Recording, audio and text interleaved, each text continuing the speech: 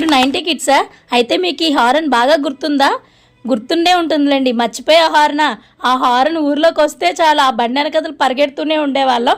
ఇంట్లో ₹1 కోసం ఎంత యుద్ధం చేసి రక్తాలు కూడా చిందించేవాళ్ళం. అంతలా ఉండేది ఒక్క రూపాయి కోసం. ఇప్పుడు పిల్లలకి ఉదయం లెగిస్తే స్నాక్స్లని అవని ఇవని ఎంతో ఖర్చు పెడుతున్నాం మనం.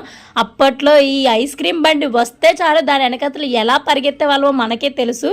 అస్సలు అమ్మో ఆ రోజులు మళ్ళీ రమ్మన్నా రావు. నిజంగా చెప్పాలంటే తాగి పడేసిన బ్రాందీ సీసాలకు కూడా ఇచ్చేవారు ఇవి. ఆ సీసాలు వెతుక్కునే వాళ్ళు ఈ హారన్ వినగానే. ఊర్లోకి ఈ హారన్ వినిపించిందంటే చాలు పిల్లలు ఎక్కడున్నా సరే పరిగెత్తే వాళ్ళం. అంతలా ఉండేది. ఈ పుల్లైస్ చాలా మందికి గుర్తుండే ఉంటుంది. చాలా చాలా బాగుంటుంది కూడా. ఇప్పుడు టేస్ట్ కూడా పర్వాలేదు, బాగానే ఉంది. ఈ చిన్ని పాప ఎలా ఉందో నాకైతే కామెంట్ చేయండి. ఎంత క్యూట్గా తింటుంది కదా ఈ పాప. మా పక్కింట్లో ఉంటుంది, చాలా బాగుంటుంది. ఈ పుల్లైస్ కోసం అయితే ఎంత ఎదురు చూసేవాళ్ళమో. ఆ హారన్ పర్టికులర్గా హారన్ వింటే చాలు ఎక్కలేని ఆనందం వచ్చేసేది.